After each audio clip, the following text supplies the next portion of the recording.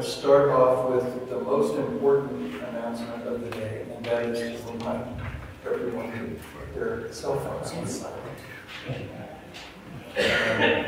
Or turn it off, or as Rick says, put it on stun, or jolt, whatever makes it work for you.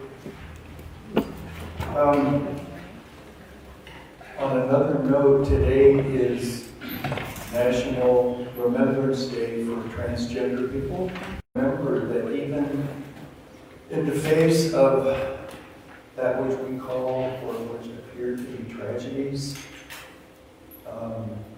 that even in the very middle of that, there is an abundance of love and peace surrounding all those involved in events like that. It doesn't go away. It just might be hidden in some ways, but it's still there.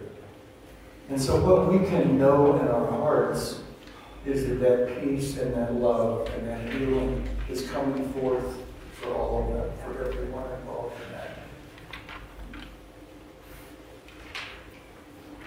Okay, and we're going to move into what we do every week, and that is two different acknowledgments. The first one is what we call a land acknowledgement, and that's just remembering about this very land that this 100-year-old building is resting on, and that is a land that was originally part of the indigenous people of the area, the Cheyenne, the Ute, and the Arapaho, and probably before them some other indigenous people whose names we don't even know, but it goes way back.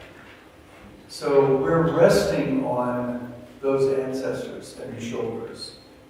And we just acknowledge their legacy and know that it matters. And we're also fortunate here to have two indigenous nonprofit groups that have space in this building. And they work in their own way to help indigenous people and others in this area. And so we are very thankful that we can be a small part of that at Althea. And we also acknowledge that though we are growing in diversity, we still have a long way to go, like almost every group does. And we know that our membership is largely what we call white, and largely a little bit older than teenagers. I think if you look around, you might notice that. But we are affirming and open to attracting a more diverse group into our Althea Center. And so we just acknowledge that, and we know that racism is real. It's there are biases and issues that are very real, and so we acknowledge that, and we also acknowledge that we want to do our part to help heal this division in our world and our society. Okay, so I would like to welcome any newcomers. Are there anyone here today for the first time? If you would like to raise your hand or stand up and yell, whatever you like, we'll give you a flower. And we welcome you to Althea. After the service, we do have, in the dining room, we have lunch. And we would love to have you join us there if you have time. And if you wave your flower at them, you don't even have to pay. So welcome. Thank you for coming.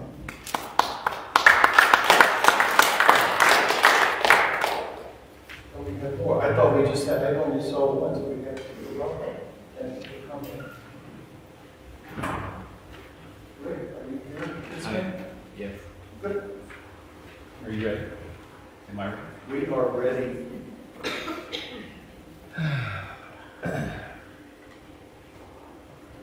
And Rick is part of our prayer ministry here, and so he's going to do our opening prayer.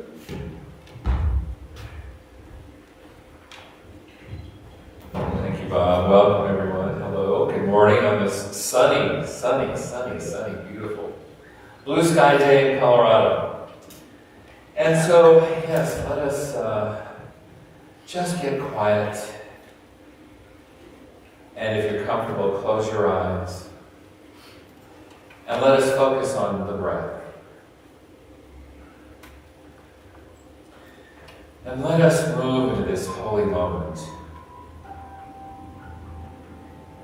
Let us recognize that every moment is holy. Every moment is holy. And in this concentration of focusing on breathing in and breathing out, we cannot stop it. We cannot say, I'm not going to breathe in this moment. It is one of those automatic bodily functions. And when we focus on it, it is an automatic concentration on our unity with Spirit, with God, with one mind, with oneness. For we breathe that energy, that love, every moment. And when we focus on it, we come to that realization that deep within us we are indeed connected to Spirit, and that we are indeed one with it, for we are created in its image. And if God is everywhere, then it is in everyone. And if it's in everyone, it's everywhere, the entire universe. And it is that unity that we focus on. And if everyone is a perfect, whole, and complete child of God, then who are we to judge? And yet there are times, there are instances, there are happenings, there are actions. And we shake our heads and we wonder, where did this person's holiness go?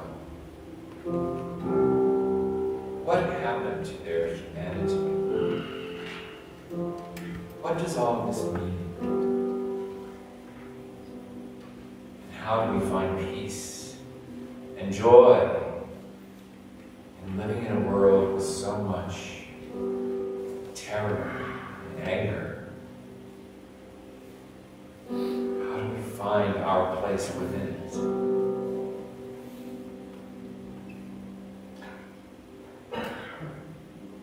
How do we find love? We look inside, we go within, we shut out the rest of the world, and we focus on the breath. We focus on that presence within us. For it is when we do this that we are able to walk out the doors of this beloved sanctuary and face the world and look around and see the beauty and the love that is there. And where we need to find peace, we are peaceful. And this can happen in any interaction. And so how do we show up in the world? That is each and every one of us here. That is our choice, our decision. And all of you here today have chosen to spend time in this space with these people, and we will rejoice in each other. We feed off of each other's energy. For this small group of people is invincible because we are united with the great power of love and peace and harmony and the Creator, and we create that in our world. And so we simply come into that joyousness, that excitement of being alive, of knowing who we are, and we find the joy and the rapture, and yes, the peace and the harmony and the quiet and love. And so with your hearts filled with gratitude, however that looks, just give thanks for being alive, for knowing who you are. What wonderful news that you have to give yourself, knowing who you are. And then with a couple more breaths, let us just let it go and know that this day is perfect. This world is perfect.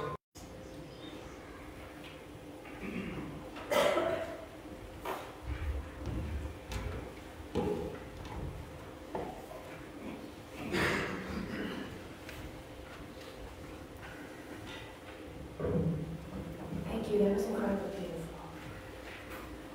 Morning. If you're able to, please stand, and we're going to together recite Althea's statement of feeling.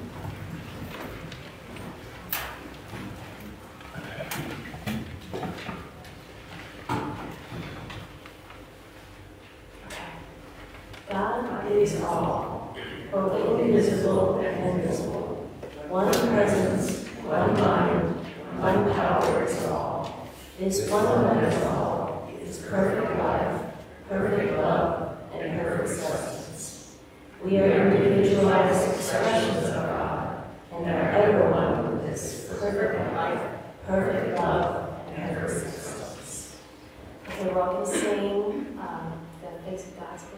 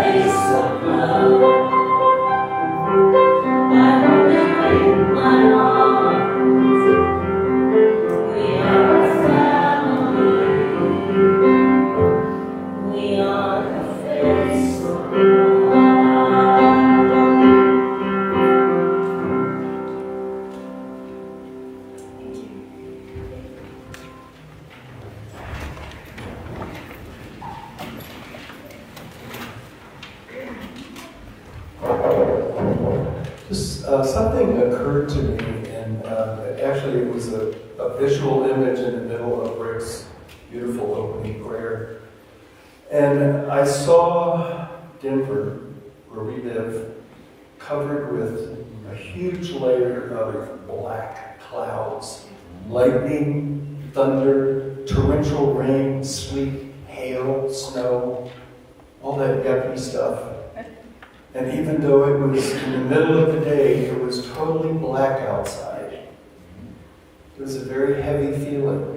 And then suddenly, I shot up 200 or 300 miles above the surface of the planet.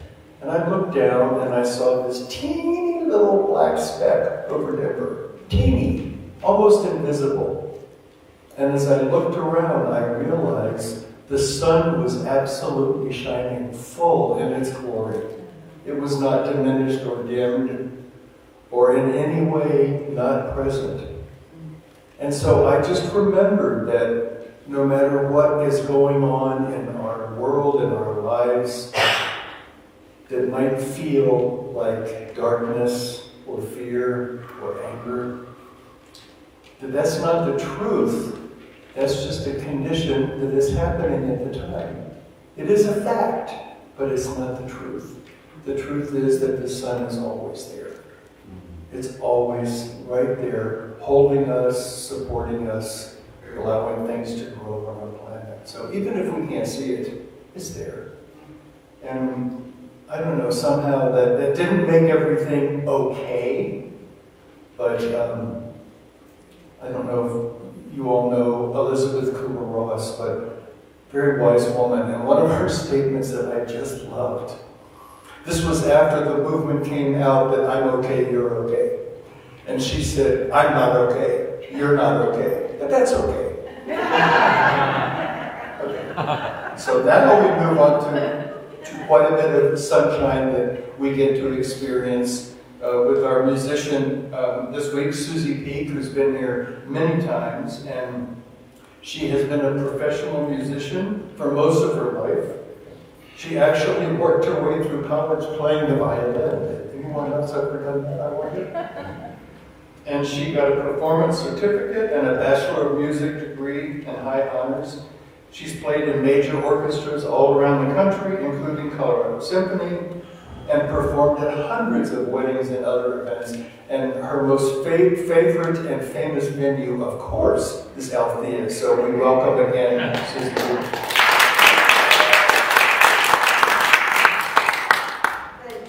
I just wanted to say, this time of year, I've played this piece before. It pops into mind when we're at this, near Thanksgiving. It's written by a man. I haven't researched him. I wish I had looked him up again, but maybe last time I played this piece here.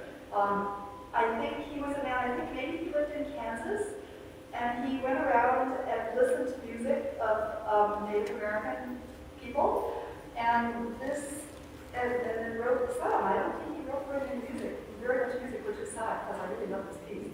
Anyway, it's called Fantasia on American Indian Themes. And it says at the bottom, I think the first notes that I'm going to play, it says it's the scale of a Cheyenne. So I think this is kind of this. Yeah.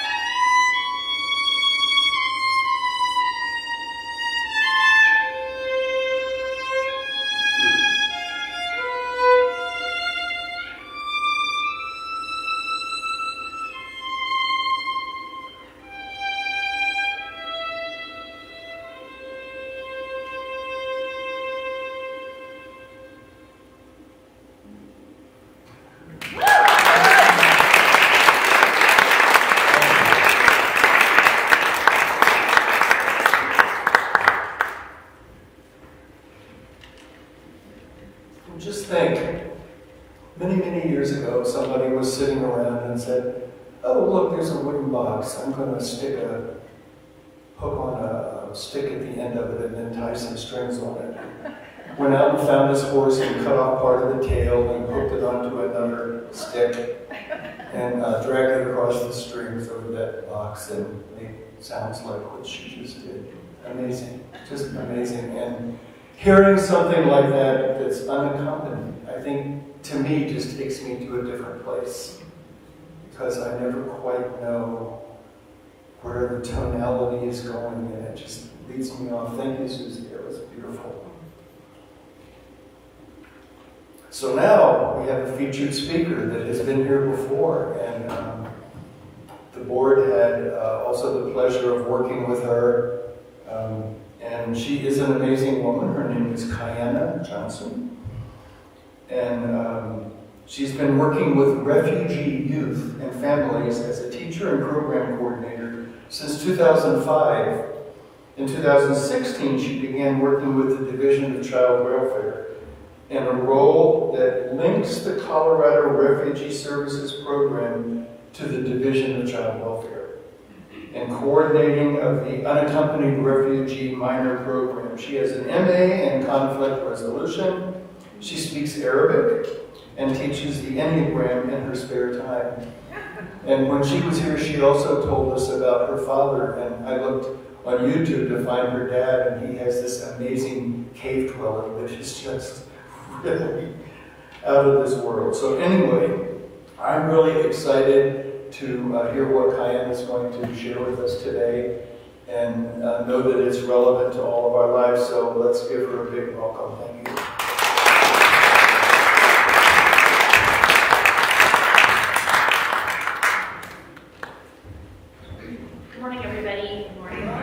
Again, my name is Cayenna. So great to be here. It's an honor. It's crazy that anyone is asking me to speak in public and much less pay me for it. So I'm just grateful to be here and share the wisdom and experiences that I have with you. First of all, I'm so glad that Bob mentioned my dad. He is YouTube famous, and he's actually always been famous my whole life. He's in a lot of documentaries. He's been in National Geographic. He's been in Outside Magazine.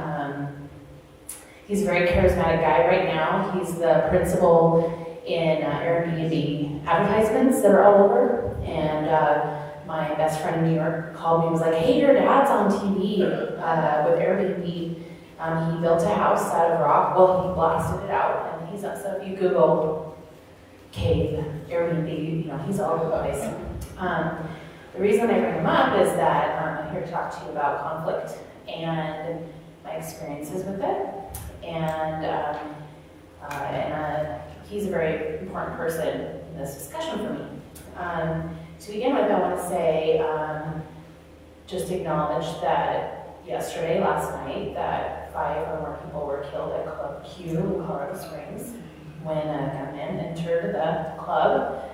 I don't know anybody that passed away or that was killed, but for sure they're friends of friends. This is my community. And I did have something written that was, and of course I had to scratch that this morning when I read that because it just felt so strongly about what I had to say. So, you guys heard I work with refugees. I have been in the middle of conflict my whole life. My dad, the one I was just telling you about, he was hung in effigy when he reported environmental problems in the mines. He was an eco-terrorist. He actually did vandalize road construction equipment and stopped a road from being paved that's still not paved to this day in southern Utah. And I know, it's funny, but for me, I was a kid. So, I was going to school with the kids whose parents had property destroyed. And I saw him, he was my dad, I saw him on TV getting arrested. And so, whereas he's an adult, and there's an experience, my experience is we lost our property, we lost our car. And I came out in that class, because people brought it in the newspaper, they said, oh yeah, there's this guy that did this thing, and I was like, that's my father. This is southern Utah. I'm not Mormon. And so I just found myself in the middle of this and that, like always. And I think it's my destiny, honestly. Like, I'm here on earth to learn this lesson again and again and again. And what is the lesson? So first of all, like, I think I'm right. Like when it comes to human rights and the equality of the LGBTQI community, like, I'm right. And anyone who says that it's wrong, I'm right and they're wrong. Now, great, fabulous, I've got a strong opinion, but will anyone freaking listen to me? And if I say that, who's gonna believe me and who's gonna be persuaded? And that's what I want to talk to you about. And the opportunity we have during the holiday season to be with family, people that we don't agree with, people that we didn't have, they're not our chosen family. They're people we have to be with, we incarnated with. We don't know why. Sometimes it feels like karma punishment. Sometimes it feels like, well, who knows?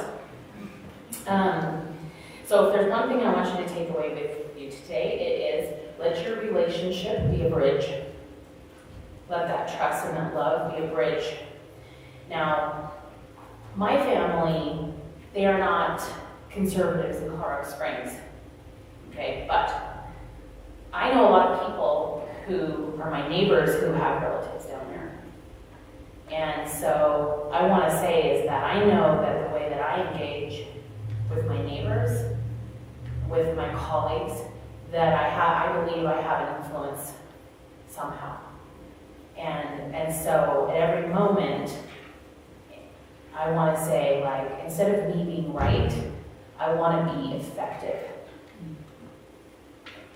At work, there was this cute little chat yesterday on Friday, and it was like, guess who on the staff is related to the people of the Mayflower?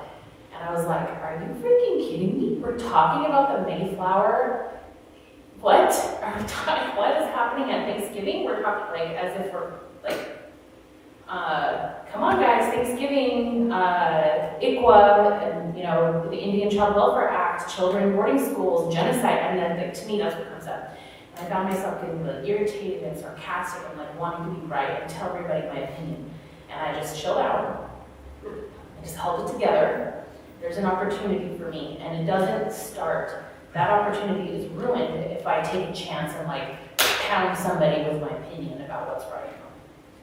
So, trust me, I've done it plenty of times. I'm not speaking as a kumbaya person. I'm speaking of someone I like conflict. I came up in a family, we bond by talking about politics and getting like riled up and getting into it. I love it. If you guys have heard of Brene Brown, she says, the secret to everything is vulnerability. And to get there, you need to rumble with people. You need to get in dirty. And my whole life has been rumbling. Like, from day one, it's like in the muck. Like, for example, this human trafficking, people are like, oh, human trafficking, it's so blah. Like, I'm literally working in that, like, in this juice of it. Now, it's not enough. I've not had that personal experience. I just feel like my destiny is to be inoculate, to have that experience of being around it and understanding what is human dignity and all of that. So this is a different story. That's like for the, that's for something else.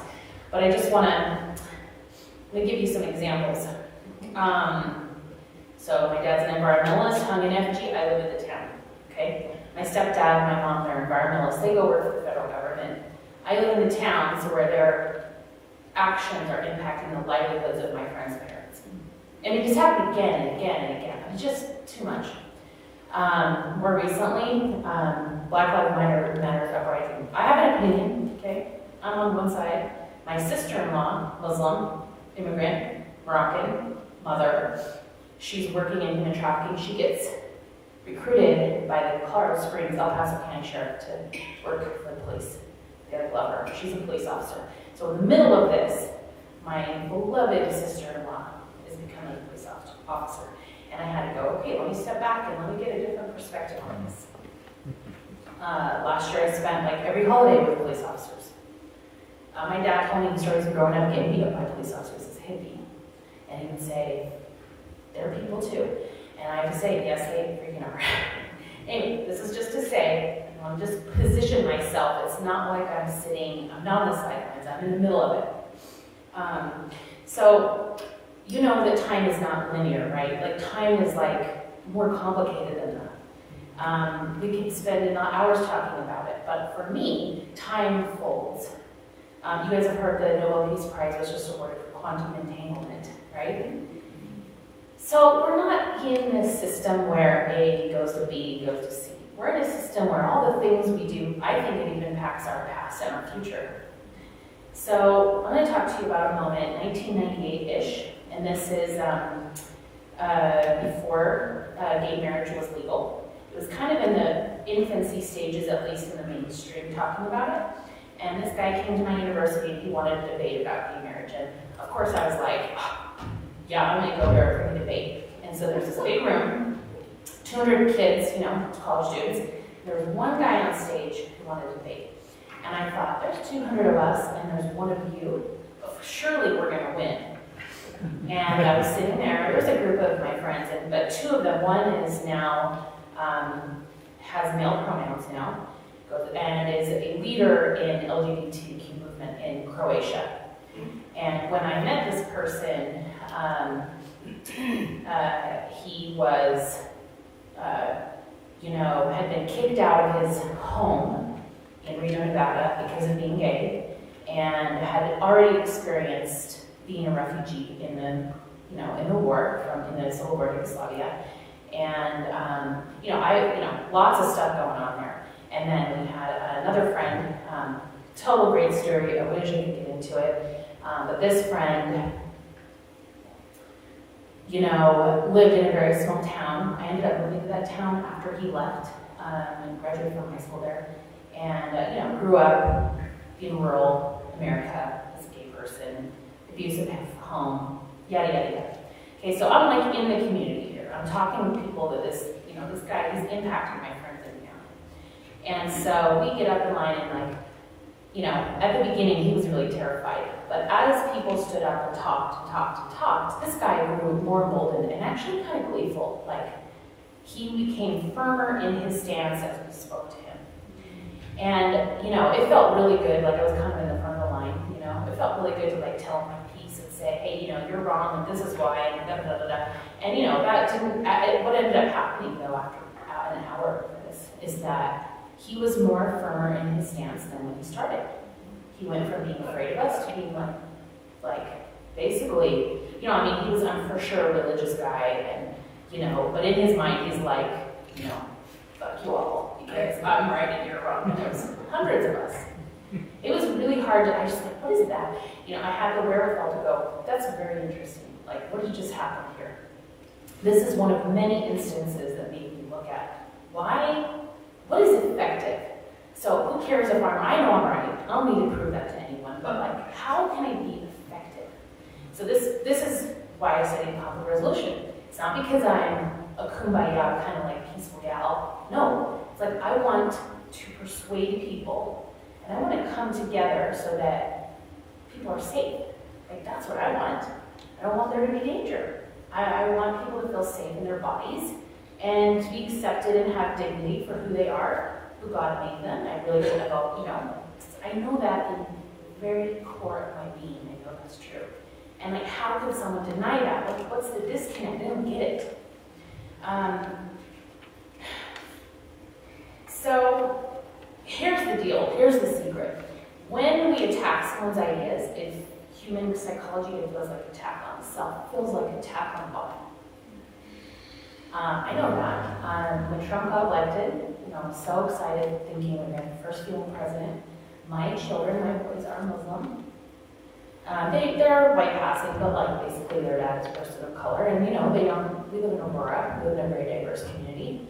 First thing my son said to me is Mom, are we going to be deported?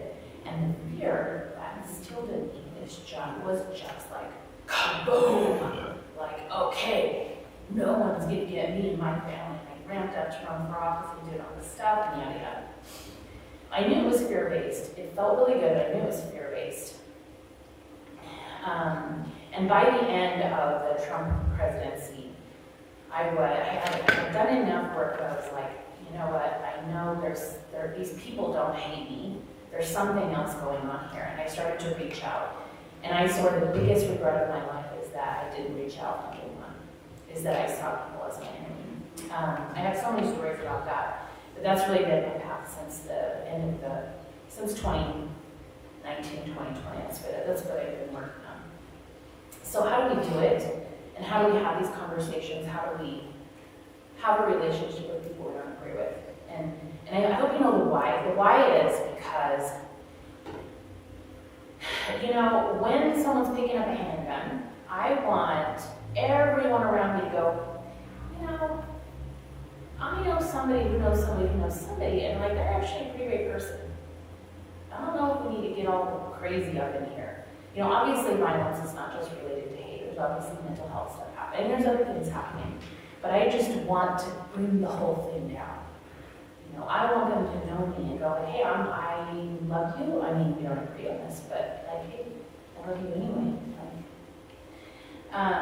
So there's a book called Getting to Yes. Have you guys all heard of it? It's a very famous book, and it's one of the authors actually lived in Boulder, William Reed. And I wonder if and the whole conflict resolution movement a lot of it came out of Boulder. And I wonder how much they're influenced by Althea. I wonder if like having this here, you know, in the Mennonite community, I'm just more like really curious about that. I don't know the direct lineage, but anyway, they have these 4 steps to like negotiation. And in the like scale of conflict resolution, negotiation is sort of your first step when there's a conflict. But actually there's a step before that, it's persuasion. In persuasion, you have to have a relationship to persuade. You can't just walk in and tell people facts and expect them to trust you and believe you. I mean, we don't know this, like we've seen it. It's just like to bring that home to our household, to the dinner table. Let's not get that. So the first thing that I would say is when you're going to engage is you should feel good.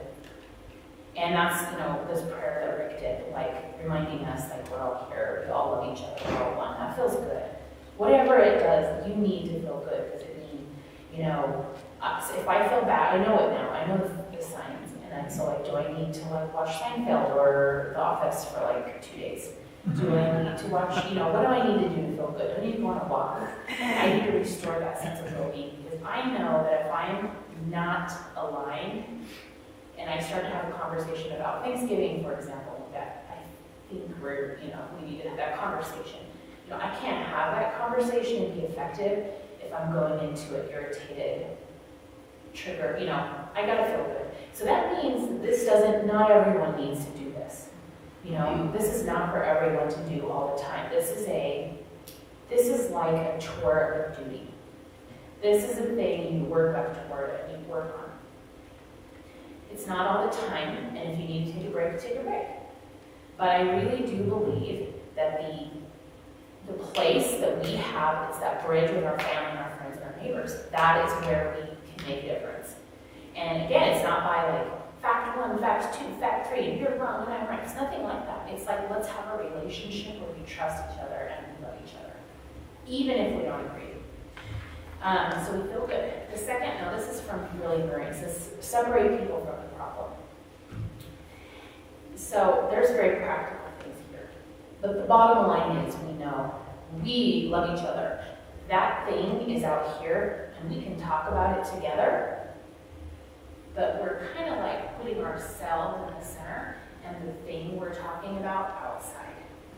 Now you guys are all here. You know, I think this kind of talk is very common in certain spiritual groups, but it is not common in the streets if you're watching CNN and Fox News, right? And again, I can't always do this. Sometimes I'm just too mad. It feels too personal. But if you can, that's your next step. And then the next thing is, when you're with somebody, is to ask a lot of questions. Tell me about that. Tell me what is important to you about that. Okay, why do you believe that? What does that feel like? Whatever you can ask to learn. Now there's 2 more steps in getting to yes, and these are It's like you need to have a third party or like some kind of objective way of figuring out what the truth is. And then the last thing is, I wrote it down here. Oh, no, the objective criteria, and then you want to generate options, like how do we resolve our solutions, and then what is, don't even worry about that. We don't need to go there. People figure it out on their own. Our job is just to create the relationship and the doubt, so that that firmness, I'm right and you're wrong, is just lucid. Questions, any comments? I see people. When I walked into the sanctuary today, there's like a little room where the speakers go, and there was a little book that said Harmony, and it's the newsletter for what do you call it? The Divine Science, what is it called? Is that right? So if you guys know, I titled this talk about peace, go for harmony, not peace. And I thought, okay, this says harmony. It's the title of the location. I have to be there's a reason here, right? It's a call together. And I did. I went through, and there was actually this section about treatment and about prayer treatment. And I was talking about how treatment is used. And there's a couple of examples, but one example is that a young man wants to get a raise, and he is scared to ask his employer for a raise. He knows he deserves it, he knows that he can work harder, yada yada, he's scared. So he gets a treatment, which is a prayer treatment.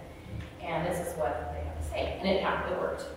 It all worked out. Then this is what the page 78 is what it says. The treatment was one of interests of employer and employee. Unity of interests between employee and employer. He was advised to speak to the employer as if he was speaking to himself. And, I mean, isn't that true? I mean, like, you're one, and we're representing one, two sides, many sides of one thing. On a higher level, our consciousness experiencing ourselves in many different forms. We know that we were all born to be this way. We know that. And maybe others don't. But from that vantage point, it just gives me enough distance in it to hang my hat on to the fact that I love this person. This person is me too. We're all one. We're all the same. So it's not a kumbaya, just, pray away. No, it's like, this is like, how do you show up, feel good, ask questions, and learn to talk about things that are separate from us and our relationship. I'm going to just end, I don't know how much, I think I have a couple more minutes, but I'm just going to end by saying that in addition to all the examples I gave you, this is very real to me. During the pandemic, if you guys heard about my family, big environmentalists, my parents, big environmentalists. My dad started a Southern Utah Wilderness Alliance. My mom worked for the federal, she worked for the Park Service where she retired, and she was measuring the effects of climate change on the environment. Literally, my stepdad, he was working on behalf of endangered species his whole career. And I mean, we're talking like this is my milk that growing up. This is what I was raised on. So I'm the black man. I'm the quote unquote black sheep. I live in the city. Married a Muslim guy. I work with people. Yada yada. I'm not in the country. The rest of them live in rural places. So my brother's in Alaska. His wife works at Denali National Park.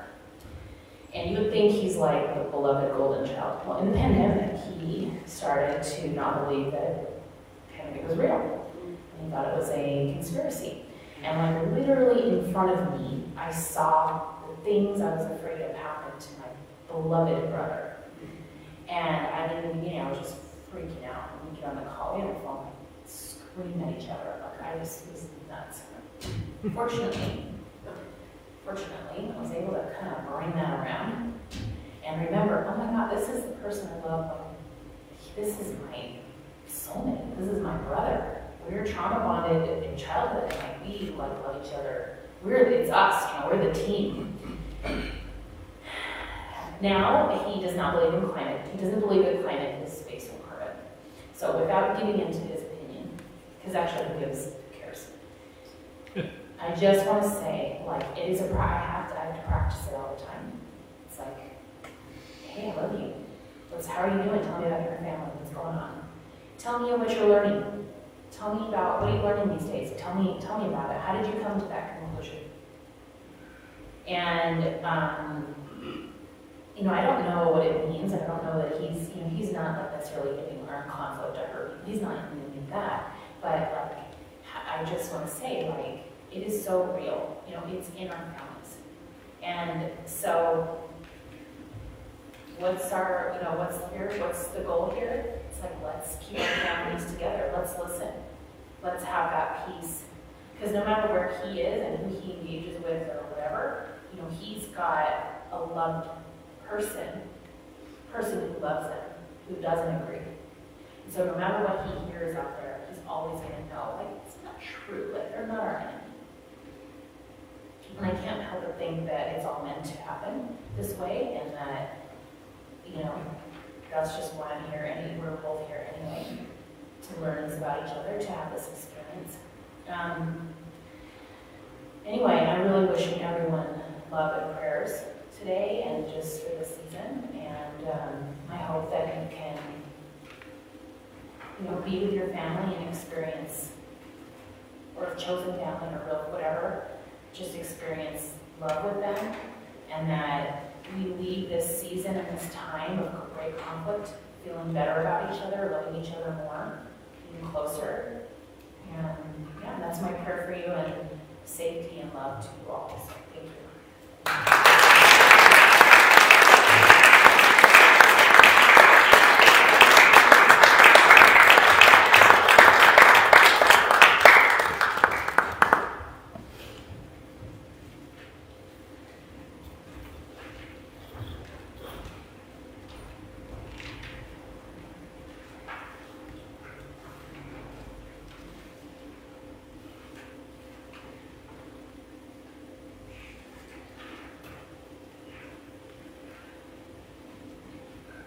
So I feel like this piece is maybe inappropriately lighthearted for that subject, which I really appreciate listening to. Thank you.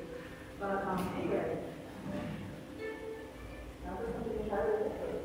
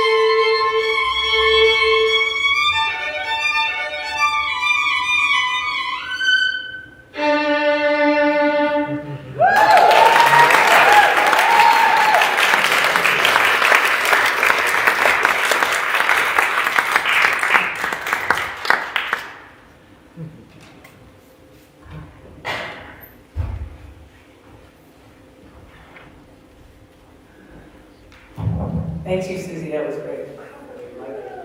This is kind of goes along with what Cayenna was talking about. Diana Bale was going to read this, and she couldn't make it today, so those were human relationships. Humans are social animals. This observation was first made by Aristotle more than 2,000 years ago, but continues to be a central truth about our existence. Cooperation with each other is at the heart of our lives and on our societies. At a fundamental level, we rely on each other for basic survival. For example, we rely on farmers to produce our food and doctors to protect our health. But beyond survival, our reliance on each other helps us thrive. Social connection is a basic human need. Having strong bonds with other people has a number of positive effects. It bolsters both physical and emotional health, provides us with comfort in challenging times, and enriches our lives.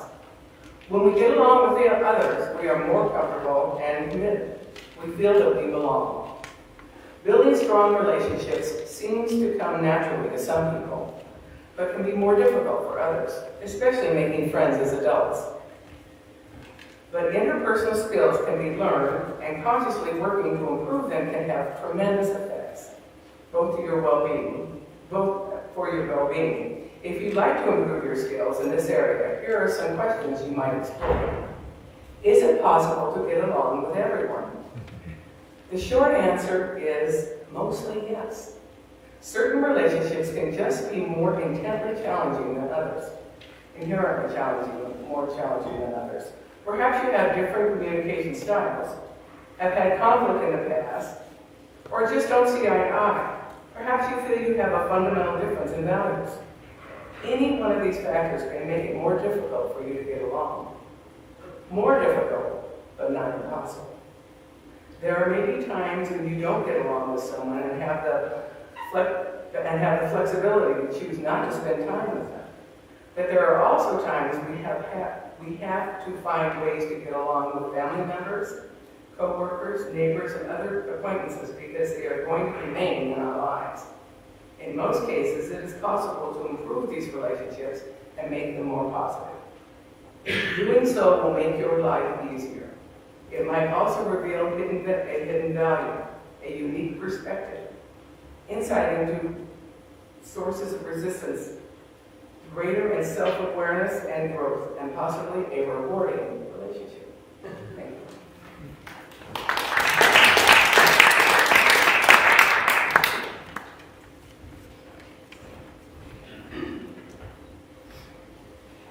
So now is the time that we share our gifts with Althea.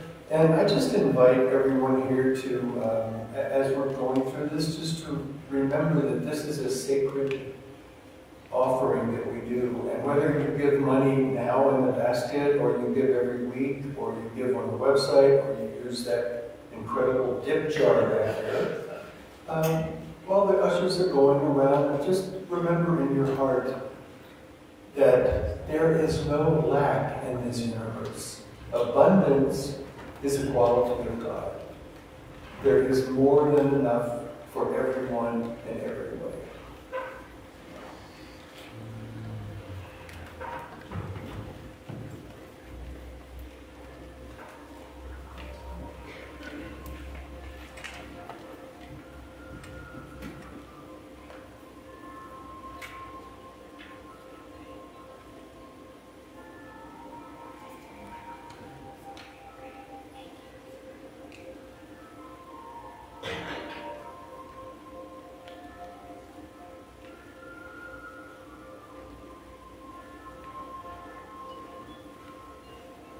So the ushers are coming down with the baskets, and so I invite everyone to join in with the affirmation.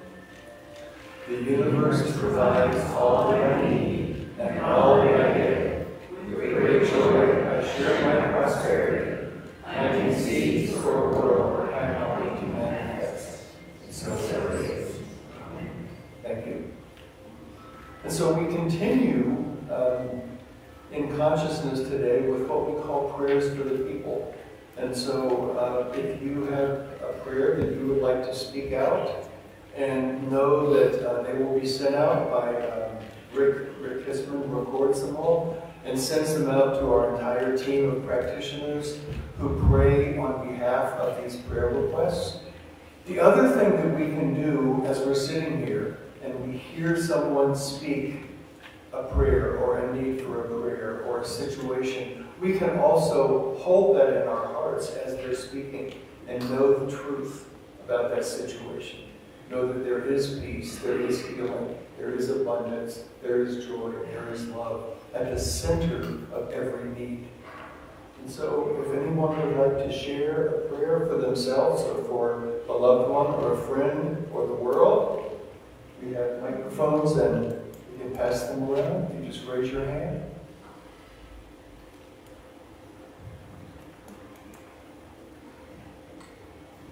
Yes, I'd like to ask for some prayers for a nephew of mine and his wife.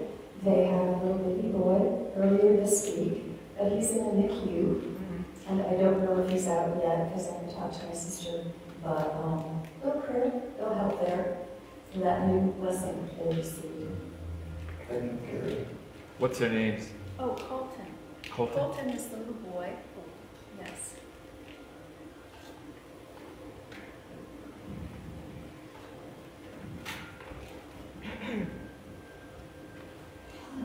Yes, I would like to say a prayer for Althea this coming year, that all our hopes and dreams come true, that we can grow, we can serve people, we can reach out to people, we can love others.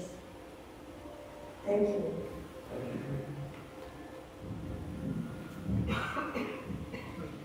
I like to say a prayer for myself, because actually I found out that I have arthritis in my neck and in my shoulder. I've had an MRI done and x-rays done, and it's just going to be there, so if anybody can just give me like little prayers to kind of deal with it until I get to the 22nd, I'm going to National Jewish Hospital also for some more healing too. My name's Laura. Thank you, Laura.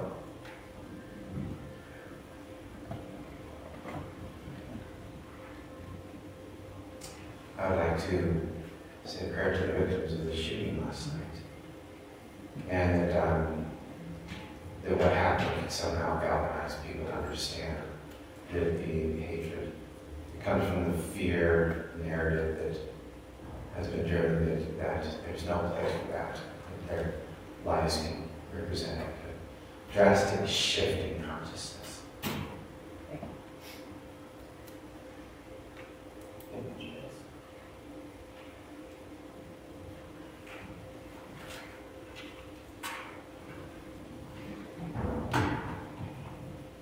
Hey there, I just asked for prayers. My youngest son was diagnosed with autism and depression. He's 12. He's going to come in. So we'd love to have prayers for him.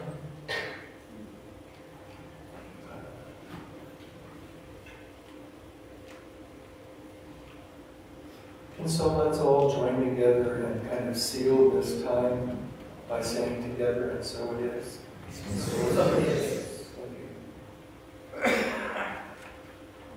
Now we move into what is Jenny's favorite part, but she's not here today, so I get to do the announcements. I know that's what everyone came here to hear today. Yeah.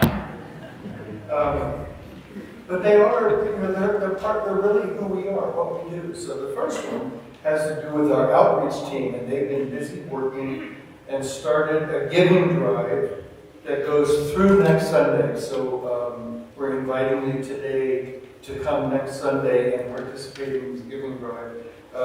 When you came in, you should have gotten a flyer. If you didn't, they are available outside afterwards. And it's about repurposing items that we already have and don't need to use and give it forward. You can bring them here next week, and there are boxes in the dining room. Check it out when you go in there. And they will be given away to people who could use our assistance and help. An update on our 100-year fundraiser. We've now reached 59 donations. 59 people have donated so far. for a total of almost $9,000. So our next goal is to reach $10,000, which is a big step forward in our fundraising.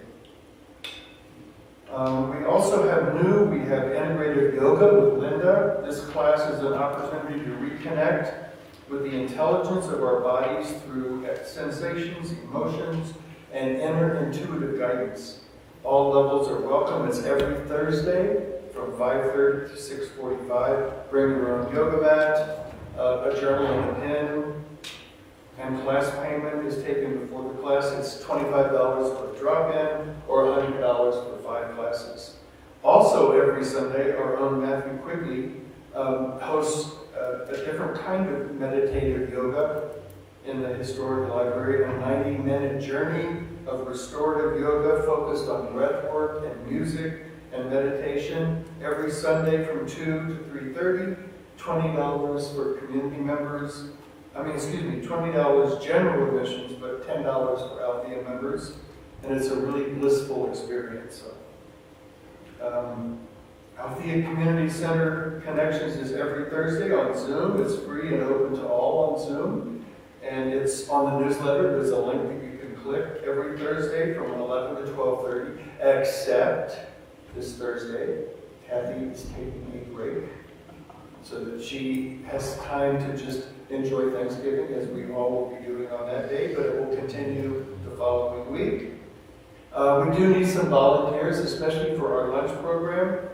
We need some people, a couple of people to come in at 9 o'clock on Sunday to help prepare, and then 12:15 to do a little cleanup. If this is something that you might volunteer for, it's not a perm. You can do it 1 week, 2 weeks, 20 weeks. Just see Sarma and let her know. We are returning to having a celebration of Winter's Gift. I have never done this because we moved here during COVID and it wasn't going on, but it's a holiday gala banquet, Friday, December 9th. It's a big meal. It's probably going to be having a prime rib and maybe some other good stuff. $50 for adults, $10 for children. Tickets go on sale this week. If $50 is too much of a stress, then you are absolutely invited to help out, to volunteer, and then you can enjoy the gala without paying the $50. We are also looking for people who might be interested in being on the Board of Trustees. If you are interested and if you are an active member, there is a application form that you fill out, and you can just contact Rick, and he will get you that application form. And now we have the community song, and Daryl is going to lead us in that.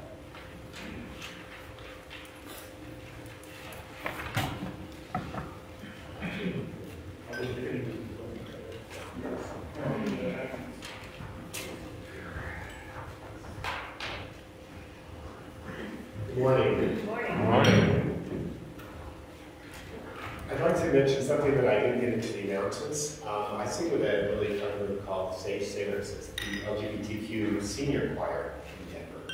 And we have a concert next Sunday afternoon. And Marilyn Leedy and I are both proud members of that. Bob Burke used to sing this, but he's not singing this season. But anyway, we have a really great concert next Sunday afternoon on the 27th called Try to Remember.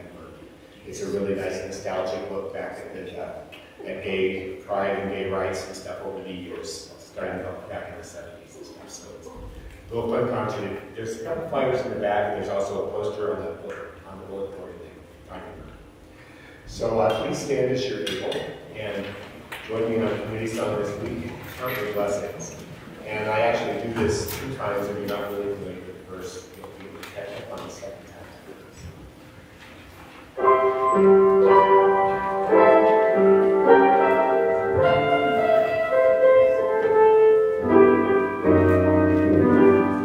When I'm worried and I can't sleep, I count my blessings instead of sheep, and I fall asleep counting my blessings.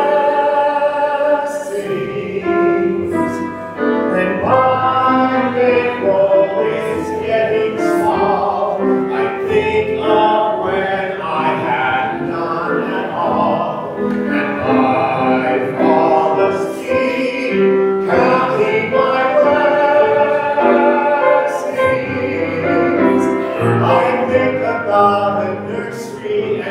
picture curly heads, as one by one I count them as they slumber in their beds. If you're worried and you can't sleep, just count your blessings instead of sheep, and you'll fall asleep counting your blessings. When I'm worried and I can't sleep, I count my blessings instead of sheep, and I fall asleep counting my blessings. When my bankroll is getting small, I think of when I had none at all, and I fall asleep counting my blessings. I think about a nursery and I picture curly heads, as one by one I count them as they slumber in their beds. When you're worried and you can't sleep, just count your blessings instead of sheep, and you'll fall asleep counting your blessings.